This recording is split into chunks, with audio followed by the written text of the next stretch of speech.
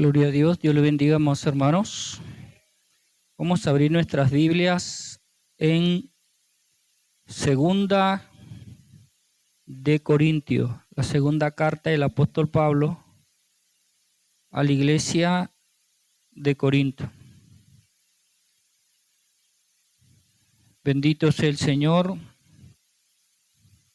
Dios nos regala hoy un tema muy importante. Sabemos que hemos entrado a una etapa de que el Señor cree que ya estamos listos para salir a evangelizar, a hacer seguimiento, ¿cierto? A las personas que pues vienen de vez en cuando, que se les llama a veces oyentes, visitantes, y personas que en el camino Dios nos va a presentar para evangelizarlos, como la experiencia que tuvo Felipe, ¿cierto? En el libro de Hechos capítulo 5.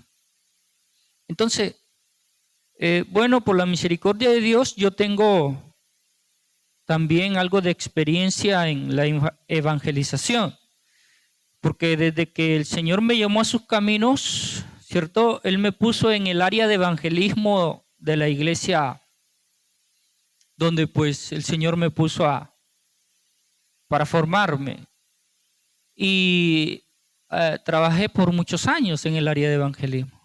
Entonces tengo experiencia ahí en cuestiones de seguimiento.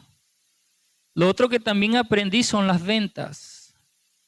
Y mira, fusionar o unir lo que es el trabajo evangelístico con la habilidad para vender, eso se vuelve poderoso. Amén, hermano.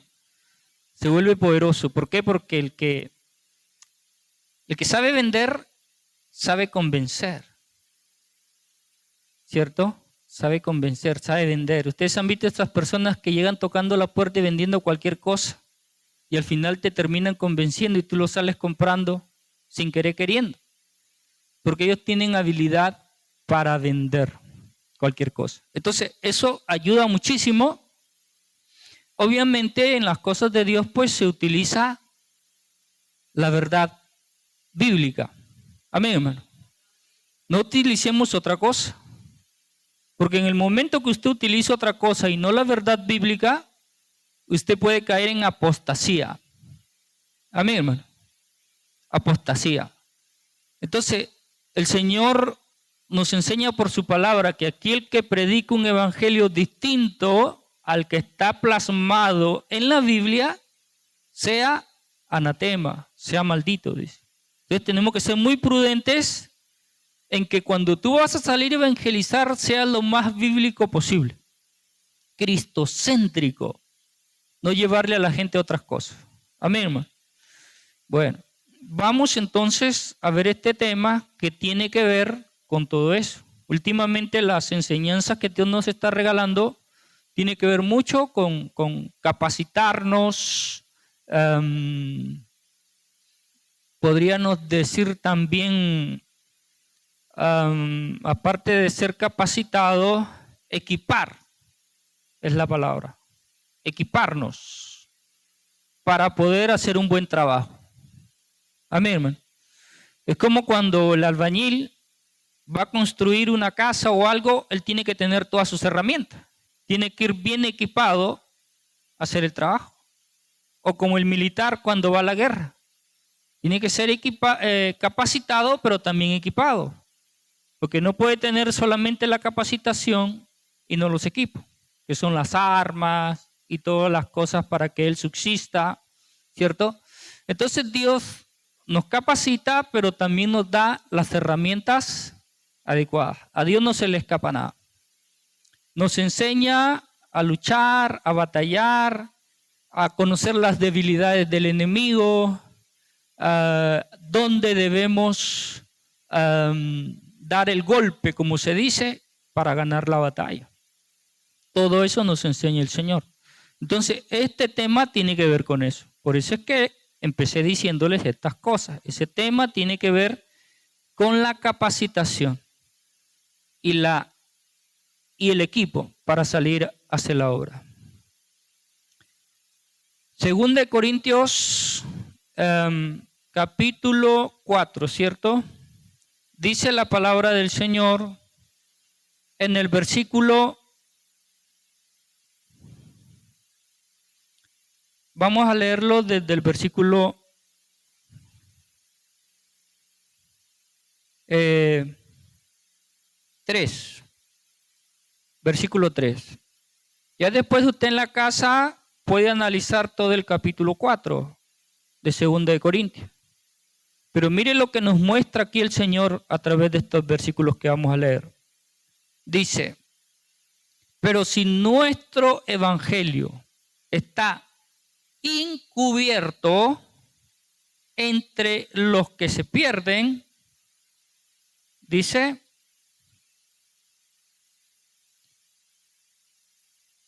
está encubierto. Vamos a leerlo nuevamente. Pero si nuestro evangelio está encubierto entre los que se pierden, está encubierto. En los cuales el Dios de este siglo cegó. ¿Qué cegó? El entendimiento de los incrédulos, para que no le resplandezca la luz del evangelio de la gloria de Cristo, el cual es la imagen de Dios. Porque no nos predicamos a nosotros mismos, sino a Jesucristo como Señor y a nosotros como vuestros siervos por amor de Jesús.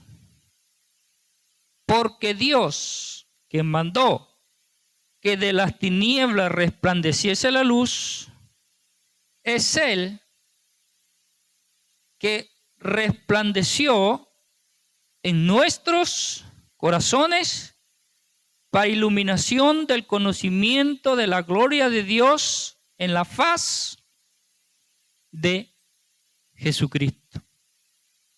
Este tema le hemos titulado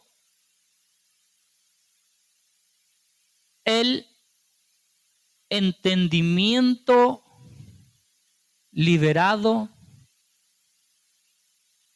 por Dios. El entendimiento liberado, hecho libre por Dios, por medio de Jesucristo. Entonces, mire lo que nos está diciendo el Señor a través de la palabra. Pero si nuestro evangelio está encubierto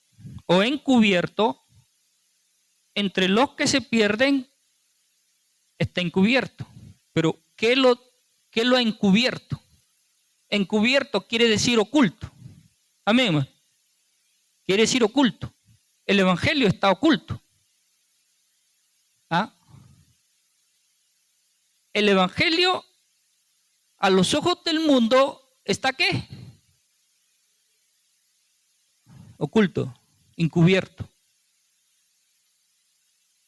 Su entendimiento no lo puede ver. Su entendimiento no tiene la capacidad para poderlo ver. Terrible, ¿cierto? Es terrible. Porque uno mira nuestra familia, algunos están en cierta religión, otros en otra religión, otros confiando en la brujería, otros confiando en el dinero, otros confiando, no sé, en tantas cosas, ¿cierto? Y no pueden ver el evangelio. No lo pueden ver. De pronto usted mira a su esposo, mira a su esposa, mira a sus hijos y ellos no lo pueden ver. Qué triste. No lo pueden ver. ¿Y cuántas veces usted cree que a esas personas se les ha predicado el evangelio? Incalculables veces. Amén, hermano. Incalculables veces. O sea, ya uno hasta perdió la cuenta de las veces que uno ha visto que alguien les predicó y nosotros mismos les hemos predicado. Imagínate tú cuántas veces en la calle no hubo alguien que les predicó. Pero su mente no tiene la capacidad, ¿cierto? Porque hay algo que encubrió, ocultó esa verdad. Está oculta a la mente. Y eso ha pasado con todos nosotros. Nosotros los que hemos venido a Cristo hace poco. Yo vine hace 20 años. Entonces imagínense, más de 30 años prácticamente, pues yo me convertí a los 29. Entonces, mire, todo ese tiempo a mí me predicaron el evangelio. Desde niño me llevaron a una iglesia y todo. ¿Y cuándo lo entendí? Nunca. Yo solamente veía religiones. Y mire, ponga atención aquí. ¿Qué es lo que encubre el evangelio? ¿Qué oculta el evangelio? ¿Qué hace que el mundo no pueda ver el evangelio? Hay ciertas cosas, hay muchas, como por ejemplo los falsos profetas. Tome nota, escriba, anote por ahí donde pueda.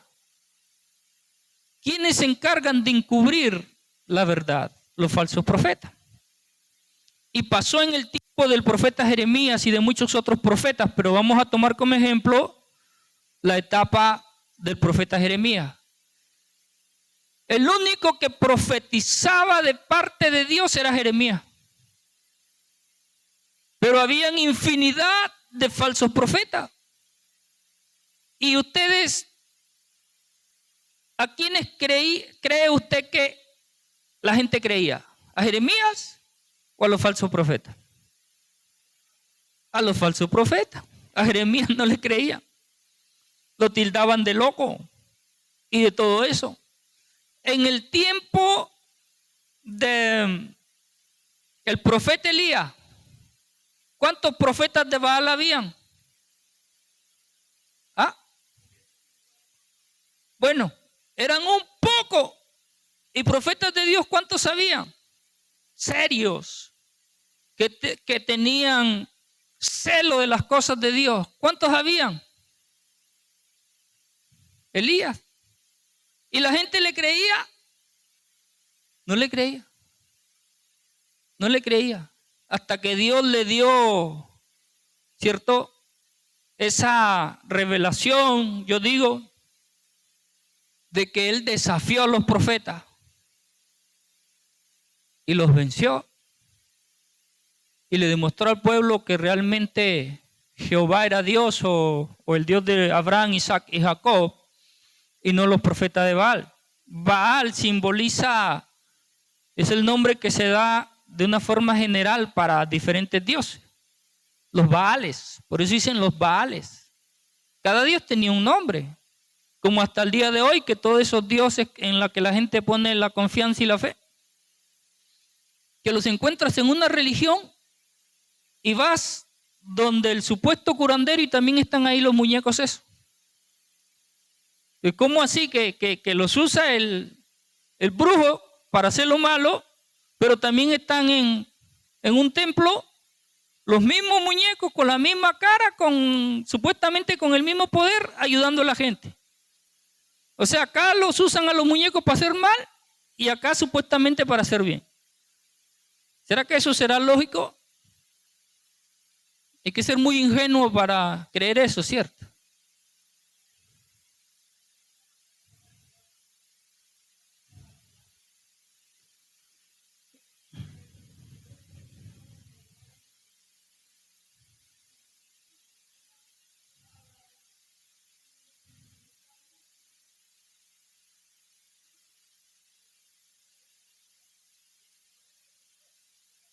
Exacto.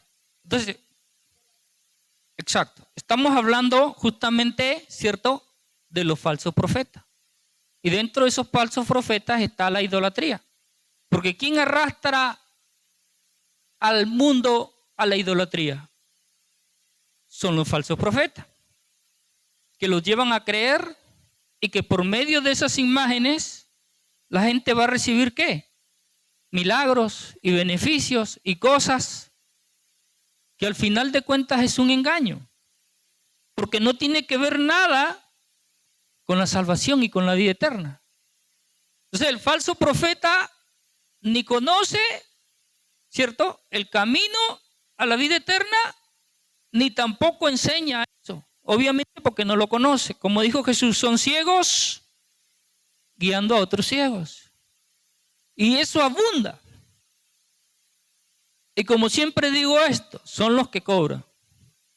Donde te das cuenta que te sacan la plata del bolsillo como sea, para hacerte oraciones, liberaciones y todo ese cuento, que es lo mismo que hace el brujo. Simplemente que el brujo se viste de brujo y el otro se viste de ángel. Pero es el mismo cuento. Porque te cobra para echarte la agüita esa y el otro te cobra para echarte el aceite. ¿Cierto? El otro coge unas flores por ahí, no sé qué, y te las echa por el cuerpo. Aunque algunos son medio salvajes porque cogen unas plantas espinosas y con esas plantas le pegan a la gente por la espalda, le dicen que se quite la ropa y le pegan con eso para sacarle que los demonios. Y esa gente sale y se porta peor que antes. Parece que en vez de sacárselo le metieron otro poco. Amén. Entonces todo eso ciega el entendimiento. Porque la única forma, escúcheme bien lo que le digo, la única forma de que alguien no crea en lo verdadero y cree en lo falso tiene que ser en algo similar, una imitación. Por ejemplo, cuando tú compras un teléfono, ¿cierto? De marca. Y viene alguien y te ofrece un teléfono igual, pero que no es el verdadero, que no es original, como decimos nosotros, pero es idéntico. Exacto, es una imitación.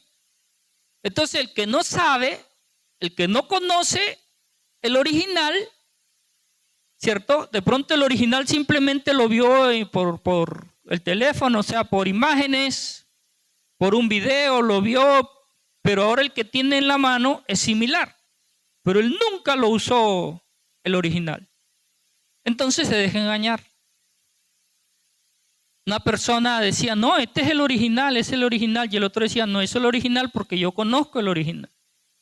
Y él decía, no, hombre, si este es el original, a mí me lo vendieron en tal tienda y es el original y es el original. Y él creía que el teléfono que tenía era el original. Y eso lo tenía en su mente y él estaba totalmente convencido de que ese era el original. Y así hay mucha gente que está en una religión, ¿cierto? Y tiene años en esa religión y él piensa que esa es la verdadera. Y tiene en su mente una seguridad, hermano, que uno se sorprende. ¿Pero por qué él cree que esa es la verdadera? Porque él no conoce la verdadera. Si él conociese la verdadera, entendería que donde está no es la verdadera. Amén, hermano. Entonces, ¿qué hace el enemigo? Ciega el entendimiento. ¿Cómo? Inventando una religión que imite la verdad, que la imite, pero donde te permiten vivir como vive el mundo. Beber y hacer lo que tú quieras. Imagínate lo que yo pude ver, una jovencita, tal vez unos 20 años, que desde niña ella estuvo en cierta religión, ¿cierto? Pero en esa religión le enseñaron que ella podía ir al sacerdote después que ella cometa cualquier pecado, lo que sea, ¿sí? Entre fornicación, adulterio, robar, estafar y hasta matar. Pero que podía ir donde el sacerdote y el sacerdote le perdonaba todos sus pecados. Y después que el sacerdote le perdonara todos sus pecados y se moría, se podía ir al cielo tranquilamente. ¿Ah? No importaba la maldad que haya hecho. Le habían enseñado desde su infancia que el sacerdote tenía el poder para perdonarle todos sus pecados, sea el pecado que haya cometido. Y ahora sí se podía ir para el cielo tranquilamente. Y que ya San Pedro le estaba esperando. Listo. Entonces esta persona, ¿sabes qué hizo? Estuvo mucho tiempo dentro de esa religión hasta convertirse en una religiosa, o sea, que vivía ya en un convento, en un lugar de eso. Pero cuando ella tenía como 23, 24 años, conoce una amiga, una familiar, una persona cercana, que la incita a los placeres y a los deleites del mundo. Tanto así que ella deja, ¿cierto? ¿Deja qué? Los hábitos. Y se sale y se convierte en prostituta. Y fue, ¿cierto?, al sacerdote y le dijo que ella ahora era una prostituta. Y él le dijo que vaya a rezarle a la madre no sé qué y al santo no sé qué y sí, y que él la absolvía de todos sus pecados y que vaya a seguir haciendo lo mismo. Y se convierte en una prostituta y cada vez que sentía algún remordimiento o algo iba donde este señor, ¿cierto?, para que la limpiara de sus pecados y volver nuevamente de nuevo. O sea, como quien dice, iba y se revolcaba en el lodo, venía nuevamente y supuestamente el sacerdote la bañaba, la limpiaba, la dejaba limpiecita y nuevamente se iba al lodo. Y ese era un círculo vicioso. Miren, hermano. Y ella estaba en su cabeza totalmente convencida. Este es el punto. Ella estaba en su cabeza totalmente convencida que ella se iba al cielo. Porque eso es lo que le habían enseñado. Que ella podía hacer lo que sea. Acostarse con 3, con 4 hombres, con otra mujer, con lo que sea, porque ella era una prostituta, ¿cierto? Y la prostituta, ella, mientras le paguen, se acuesta con quien sea. Hasta con un animal. Si alguien viene y le dice, te pago tanto, acuéstate con ese perro, con ese animal, y ella lo hace. ¿Ah? Sí, es que eso es la vida de ellos. Tragos, drogas, placer, deleite, y necesitan dinero para eso y buscan una forma de conseguírselo. Entonces, esta joven hacía eso. A sus 24 o 25 años de edad estaba metida en eso, después de haber estado en una religión, supuestamente viviendo una vida de santidad. Y como ellas le metieron en la cabeza que cuando ella se sintiera sucia, vaya a, ¿cómo es que dice?, a confesar sus pecados, se los perdonaban y ella automáticamente se sentía limpia, ¿cierto? Porque ya había cumplido, ya la había suelto el sacerdote y listo, podía salir a hacer lo mismo. Y tú venías a predicarle el evangelio, se reía en tu cara. Ella se reía en tu cara. Tú estás loco. Tú eres un protestante y no sé qué, y esto y el otro y aquí y allá, disfruta la vida, que la vida es bonita y que no sé qué. Y yo cuando quiero voy, confieso mis pecados, me los perdonan y listo. Y si me muero me voy para arriba.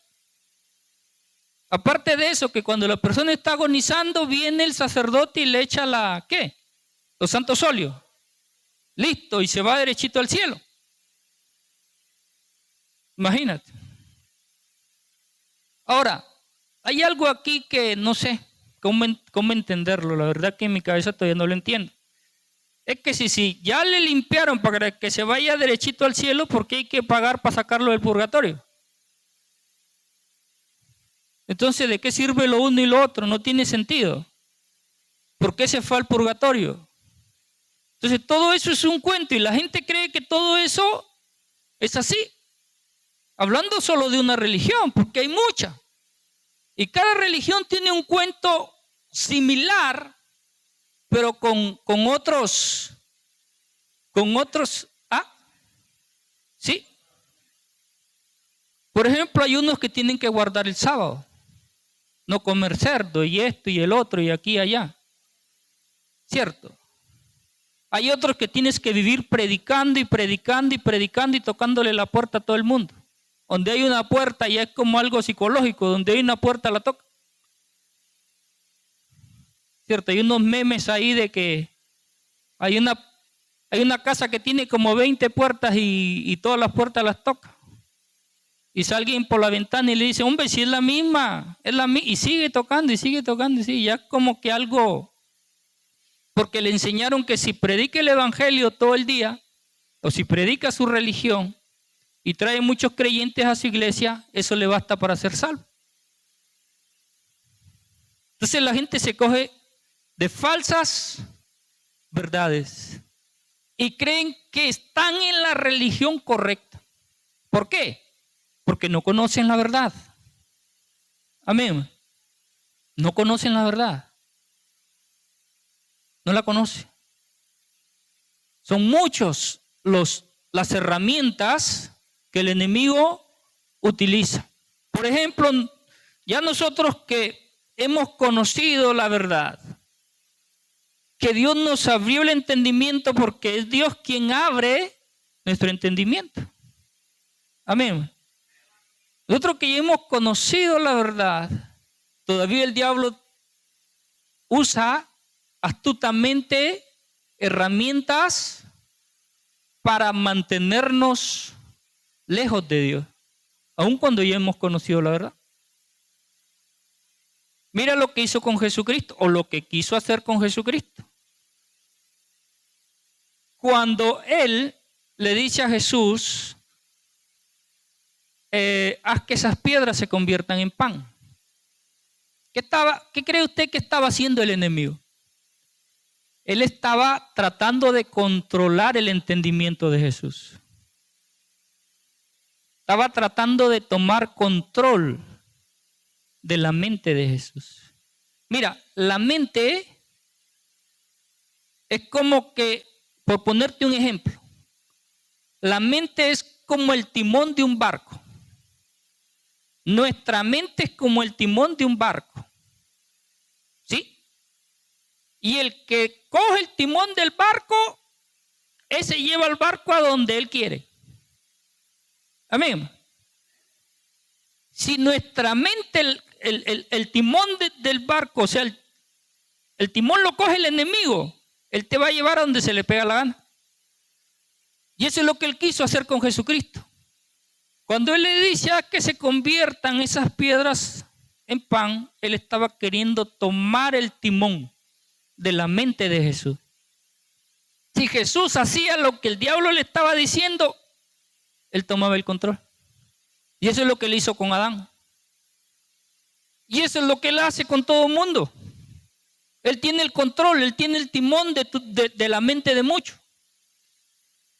Y cuidado que tenga el control de la mente nuestra.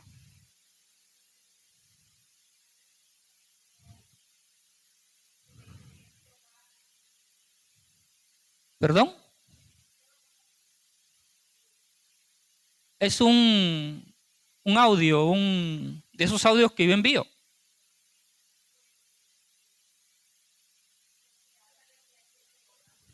¿Es que?